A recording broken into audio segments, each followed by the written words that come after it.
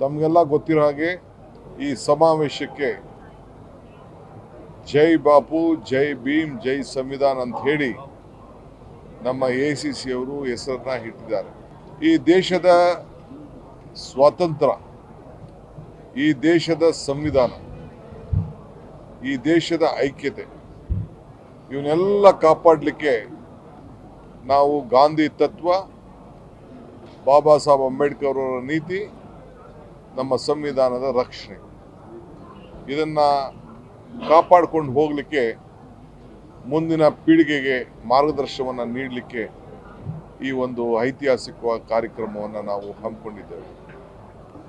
ತಾವೆಲ್ಲ ಇವತ್ತು ರಾಜ್ಯದ ಎಲ್ಲ ಜನರಿಗೆ ನಾನು ಮನವಿ ಮಾಡೋದು, ಇದು ಕಾಂಗ್ರೆಸ್ ಪಕ್ಷದ ಕಾರ್ಯಕ್ರಮ ಮಾತ್ರ ಅಲ್ಲ, ಇದು ದೇಶದ ಸಂವಿಧಾನವನ್ನು ಉಳಿಸುವಂಥದ್ದು, ಮಹಾತ್ಮ ಗಾಂಧೀಜಿಯವರ ಆದರ್ಶ ಮತ್ತು ಜೈ ಭೀಮ್ ಡಾಕ್ಟರ್ ಬಾಬಾ ಸಾಹೇಬ್ ಅಂಬೇಡ್ಕರ್ ಅವರ ತತ್ವ ಸಿದ್ಧಾಂತಗಳನ್ನು ರಕ್ಷಣೆ ಮಾಡಲಿಕ್ಕೆ ಈ ಒಂದು ಕಾರ್ಯಕ್ರಮವನ್ನು ಹಮ್ಮಿಕೊಂಡಿದ್ದೇವೆ.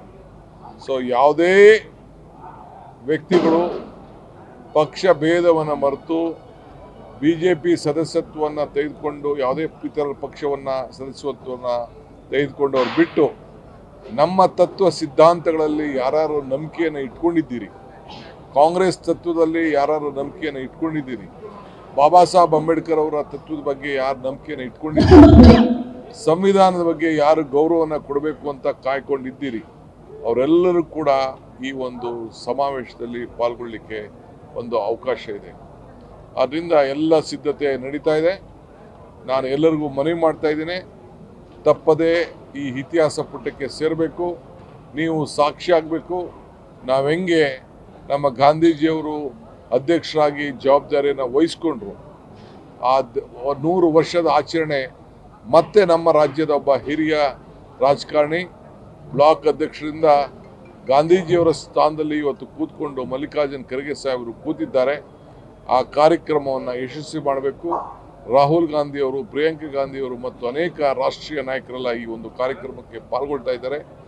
ಇದಲ್ಲದೆ ಗಾಂಧೀಜಿಯವರ ಏನು ನಮ್ಮ ಸುವರ್ಣಸೌಧದಲ್ಲಿ ಒಂದು ಗಾಂಧೀಜಿಯವರ ಪ್ರತಿಮೆಯನ್ನು, ಒಂದು ವಿಶೇಷವಾದಂಥ ಪ್ರತಿಮೆಯನ್ನು ಕೂಡ ಸರ್ಕಾರ ವತಿಯಿಂದ ಅನಾವರಣ ಮಾಡ್ತಾ ಇದ್ದೇವೆ. ಅದಕ್ಕೂ ಕೂಡ ಎಲ್ಲ ಶಾಸಕರಿಗೆ ಪಕ್ಷ ಭೇದವನ್ನು ಮರೆತು ಆಹ್ವಾನಿಸಿದ್ದೇವೆ. ಎಲ್ಲರೂ ಕೂಡ ಈ ಸಂದರ್ಭದಲ್ಲಿ ನಾವು ಆಹ್ವಾನವನ್ನು ನಾವು ನೀಡ್ತಾ ಇದ್ದೇವೆ. ಖಂಡಿತ ನಾವು ಈಗಾಗಲೇ ನಮ್ಮ HK Patil, Veerappa ಮೊಯ್ಲಿಯವರು, BL Shankar, KH ಮುನಿಯಪ್ಪನವರು, Rahman Khan ಮತ್ತು ಅನೇಕ ಸದಸ್ಯರ ಜೊತೆಯಲ್ಲಿ ಒಂದು ಸಮಿತಿಯನ್ನು ರಚನೆ ಮಾಡಿದ್ದೇವೆ. ಸರ್ಕಾರ ಮತ್ತು ಪಕ್ಷ ಎರಡೂ ಸೇರಿ ಅವರು ನಮ್ಮ ಸರ್ಕಾರಕ್ಕೆ ಅನೇಕ ಕಾರ್ಯಕ್ರಮಗಳನ್ನು ಕೊಟ್ಟಿದ್ದಾರೆ. ಶಾಲೆಗಳಿಂದ ಹಿಡಿದು, ಶಾಲಾ ಕಾಲೇಜಿಂದ ಹಿಡಿದು ಇದನ್ನೆಲ್ಲ ಕೂಡ ನೆನಪು ಮಾಡಿಕೊಳ್ಳಿಕ್ಕೆ, ಉಳಿಸ್ಲಿಕ್ಕೆ ಮತ್ತು ಬೇರೆ ಬೇರೆ ಕಡೆ ಕಾರ್ಯಕ್ರಮವನ್ನು ನಿರೂಪಣೆ ಮಾಡಲಿಕ್ಕೆ ಕೆಲವು ಹೇಳಿದ್ದಾರೆ. ಮುಖ್ಯಮಂತ್ರಿಗಳು ಕೂಡ ಈಗಾಗಲೇ ಬಜೆಟ್ನಲ್ಲಿ ಅದಕ್ಕೆ ಹಣವನ್ನು ಇಡಲಿಕ್ಕೆ ಕೂಡ ಸಿದ್ಧತೆಯನ್ನು ಮಾಡಿಕೊಂಡಿದ್ದಾರೆ. ಇಡೀ ವರ್ಷ ಕಾರ್ಯಕ್ರಮ ನಡೀತದೆ.